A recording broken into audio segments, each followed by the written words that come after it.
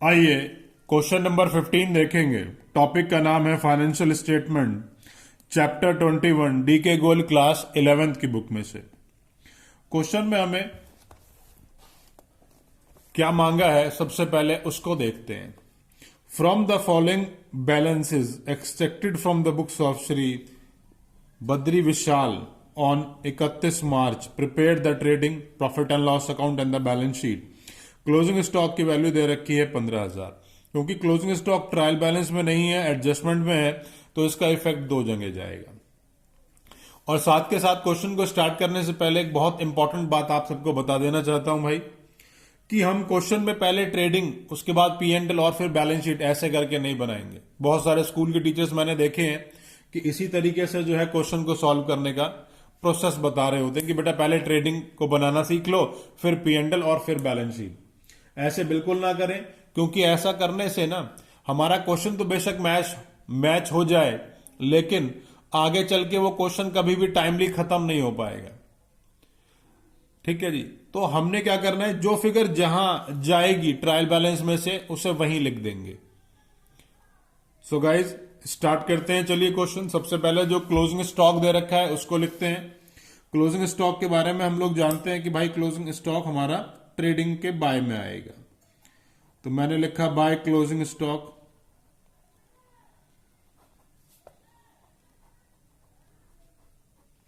Amount है 15,000, और क्योंकि ये एडजस्टमेंट में दे रखा है तो ये फिगर दो जगह जाएगी। तो मैं सेकंड प्लेस जो है वो हमारी बैलेंस शीट की एसेट साइड है, तो वहां भी लिख लेता हूं क्लोजिंग स्टॉक 15,000। चलिए आगे की तरफ चलते हैं। उसके बाद लिखा है कैपिटल। सबसे पहले जो ट्रायल बैलेंस में फिगर लिखी है, अब क्योंकि कैपिटल लिखा है तो भाई कैपिटल कहां जाएगी, कैपिटल तो बैलेंस शीट की लायबिलिटी में आती है। और कैपिटल को लिखते टाइम एक बात का और भी ध्यान रखेंगे कि इसके नीचे 2-4 लाइन की जगह जरूर छोड़ देंगे, क्योंकि कुछ चीजें इसमें एडजस्ट होती हैं, जैसे कि ड्राइंग्स, प्रॉफिट, तो उसके लिए मुझे ये स्पेस छोड़नी पड़ेगी। उसके बाद लिखा है house hold expenses. House hold expenses कुछ भी नहीं है भाई, ये ड्राइंग्स का दूसरा नाम है। और ड्राइंग के बारे में हम लोग जानते हैं कि ये कैपिटल में से लेस हो जाएगा। तो हाउस होल्ड एक्सपेंसेस को मैंने कैपिटल में से लेस कर दिया। अमाउंट है 10,000। इसके बाद दे रखा है सेल बाय सेल। सेल की वैल्यू कितनी है भाई, 1,80,000। उसके बाद रिटर्न इनवर्ड। रिटर्न इनवर्ड मेरा सेल रिटर्न का दूसरा नाम है, तो रिटर्न इनवर्ड के नाम से मैं इसे यहां पर लेस कर देता हूं। अमाउंट है 4,000। इसके बाद है return outward. Return outward purchase return का दूसरा नाम है, तो परचेज यहां लिखूंगा और इसके नीचे लिख दूंगा रिटर्न आउटवर्ड। रिटर्न आउटवर्ड की वैल्यू मेरे को दे रखी है 6,000। इसके बाद परचेजेस 1,50,000, तो ये भी मैंने ट्रेडिंग के 2 में डाल दिया क्योंकि मेरा एक्सपेंस है। उसके बाद लिखा है कैश एट ऑफिस या कैश एट शॉप। तो कैश का मतलब क्या हुआ भाई, हमारे पास जो रखा हुआ पैसा है, ये पैसा हमारे लिए एसेट है। कैश एट शॉप, तो मैंने इसको बैलेंस शीट के एसेट साइड में लिख दिया। अमाउंट है 1,600। उसके बाद है बैंक ओवरड्राफ्ट।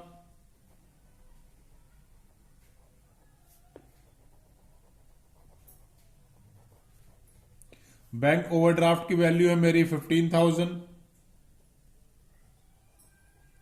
उसके बाद है इंटरेस्ट ऑन ओवरड्राफ्ट। अब इंटरेस्ट के बारे में तो सब लोग जानते ही हैं कि इंटरेस्ट चाहे डेबिट में लिखा हो चाहे क्रेडिट में लिखा हो, वो आएगा प्रॉफिट एंड लॉस के अंदर ही। अगर डेबिट में लिखा होगा तो पी&एल के डेबिट में डाल दूंगा, और अगर क्रेडिट में लिखा होगा तो पी&एल के क्रेडिट में डाल दूंगा। तो यहां पर ये इंटरेस्ट ऑन बैंक ओडी मेरा डेबिट साइड में लिखा हुआ है, तो मैं इसे प्रॉफिट एंड लॉस के डेबिट में लिख देता हूं।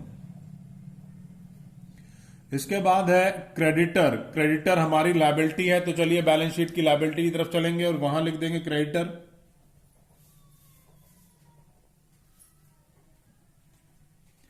क्रेडिटर की वैल्यू है 17,800। उसके बाद है stock at the commencement. Stock at the commencement का मतलब है भाई ओपनिंग स्टॉक, और ओपनिंग स्टॉक वो फिगर है जिससे कि हमारा ट्रेडिंग अकाउंट मोस्टली स्टार्ट होता है। तो मैंने ओपनिंग स्टॉक के नाम से या स्टॉक एट द कमेंसमेंट के नाम से इसको लिख देना है 18,000। उसके बाद है फ्रेट।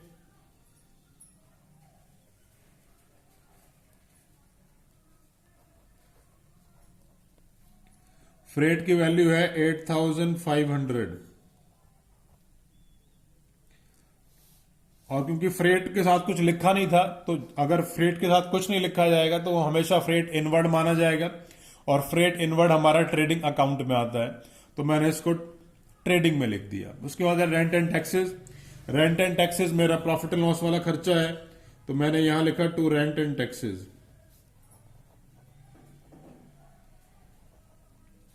रेंट एंड टैक्सेस की वैल्यू है 7,000। उसके बाद है डेप्टर्स। डेप्टर्स मेरी बैलेंस शीट के एसेट साइड में आएंगे। डेटर की वैल्यू कितनी है भाई? 32,600। उसके बाद है कमीशन। कमीशन मेरा डेबिट में भी है और क्रेडिट में भी। तो कमीशन भी एक ऐसी आइटम है जो कि अगर डेबिट में लिखा है तो कमीशन जो है वो P&L के डेबिट में चला जाएगा, और अगर कमीशन क्रेडिट साइड में लिखा है तो प्रॉफिट एंड लॉस के क्रेडिट साइड में चला जाएगा। तो इस क्वेश्चन में तो भाई दोनों जगह लिखा हुआ है, तो ये फिगर मैंने दोनों जगह डाल देनी है, डेबिट वाला डेबिट में और क्रेडिट वाला क्रेडिट में। डेबिट का अमाउंट है 3,000 रुपए और क्रेडिट का अमाउंट है 2,200। चलिए आगे चलते हैं। Free hold property. Free hold property मेरा एसेट है, तो बैलेंस शीट के एसेट में लिखूंगा इसको।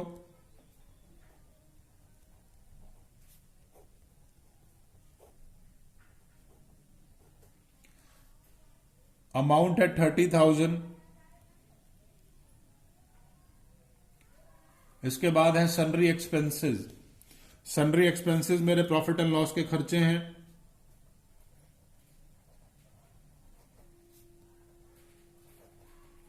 सन्ड्री एक्सपेंसेस की मेरी वैल्यू दे रखी है मेरे को 3,900।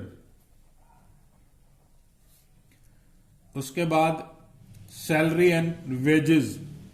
तो सैलरी एंड वेजेस भी मेरा प्रॉफिट एंड लॉस अकाउंट का ही खर्चा है भैया, इसे भी मैं यहीं लिख लेता हूं प्रॉफिट एंड लॉस के अंदर ही, क्योंकि सैलरी वर्ड पहले लिखा हुआ है भाई। 20,000। इसके बाद लाइफ इंश्योरेंस प्रीमियम। ये life insurance premium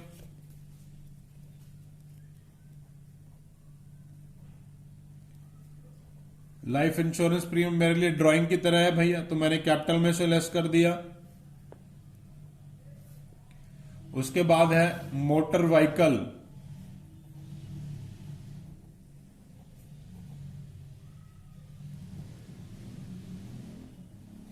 motor vehicle की वैल्यू कितनी है? मोटर व्हीकल की वैल्यू है 39,800।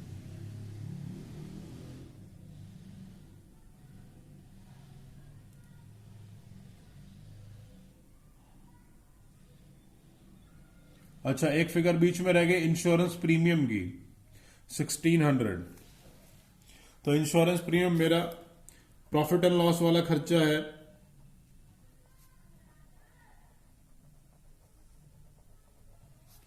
$1,600। चलिए आगे चलते हैं। टाइपराइटर। टाइपराइटर मेरा एसेट है।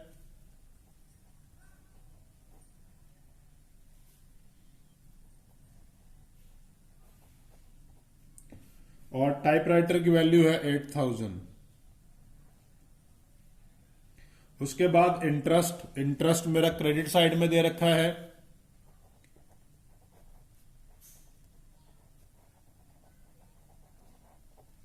इंटरेस्ट की वैल्यू है 800। उसके बाद है कैरेज इनवर्ड,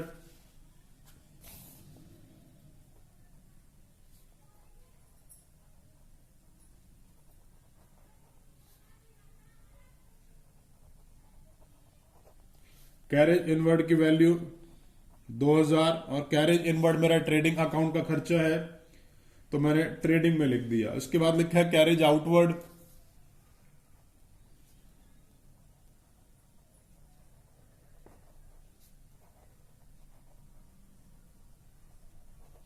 कैरेज आउटवर्ड है मेरा 800, तो ये कैरेज आउटवर्ड मेरा प्रॉफिट एंड लॉस का खर्चा है या इनडायरेक्ट खर्चा है, तो मैंने इसको प्रॉफिट एंड लॉस में शो किया।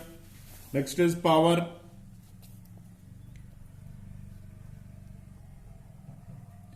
पावर मेरा फैक्ट्री वाला खर्चा है तो मैंने ट्रेडिंग अकाउंट में लिखा है इसको। Next is audit fees,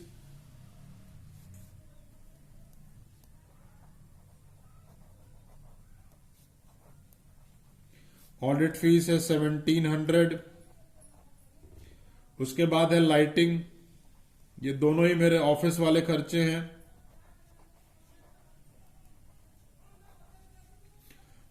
2000।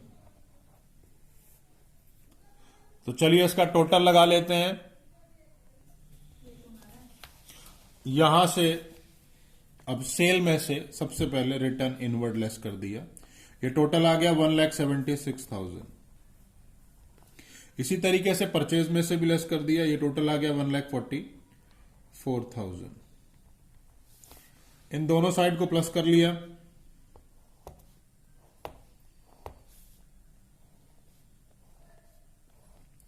और प्लस करके ये वैल्यू आ गई मेरी 1,76,000 प्लस में 15,000, 191। क्योंकि ये 191 का टोटल बड़ा आएगा तो इसको मैंने दोनों तरफ लिख दिया है 1,91,000। अब इस 1,91,000 में से ये सारे फिगर लेस कर देता हूं। 191 minus 18,000 minus 1,44,000 minus 8,500 minus 2,000 minus 2,200, ये फिगर आ गई मेरी 16,300। और ये मेरा है क्या भाई, ये मेरा है gross profit to gross profit transfer to profit and loss account. अब इस ग्रॉस प्रॉफिट की फिगर को मैं यहां से प्रॉफिट एंड लॉस में ले आता हूं by gross profit.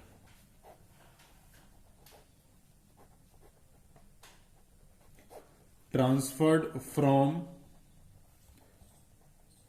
Trading account. कहां से आया भाई ये ट्रेडिंग अकाउंट से आया है। टोटल कितना 16,300।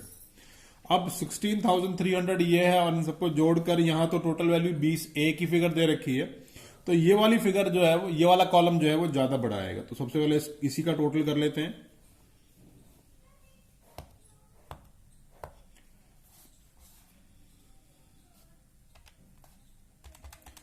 $15,100 plus 7,000 plus 3,000 plus 3,900 plus 20,000 plus 1,600 plus 800 plus 1,700 plus 2,000, ये टोटल आ गया 41,500। इस टोटल को मैंने दोनों तरफ लिख दिया है भाई।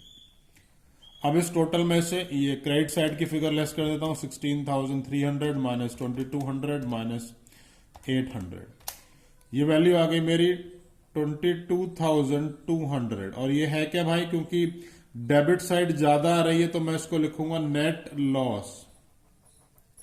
अब जो है नेट लॉस की मेरी वैल्यू है भैया, इसको मैं कैपिटल में ले जाकर के लेस कर दूंगा, बैलेंस शीट की लायबिलिटी साइड में लिखूंगा नेट लॉस।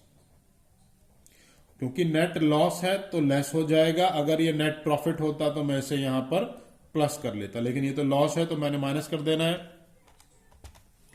1,28,200 माइनस में 10,000 माइनस में 1,800 माइनस में 22,200, ये फिगर आ गई 94,200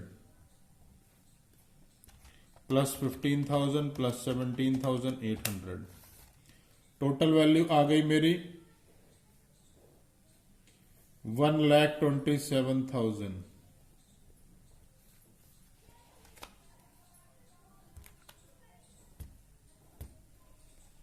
चलिए टोटल कर लेते हैं। 15,000 प्लस में 1,600 प्लस में 32,600 प्लस में 30,000 प्लस में 39,800 प्लस में 8,000, 1,27,000। तो फाइनली क्वेश्चन इसी तरीके से करना है। क्वेश्चन में कोई भी डाउट आ रहा है तो नीचे कमेंट बॉक्स में कमेंट कर सकते हैं। वीडियो अच्छी लगे तो लाइक बटन जरूर प्रेस किया कीजिए, और अगर इस टॉपिक के ऊपर अभी तक आपने मेरा वीडियो लेक्चर नहीं देखा है तो प्लीज उसे जरूर देखिए। उसको देखने से ये सारे कॉन्सेप्ट हमेशा के लिए क्लियर हो जाएंगे।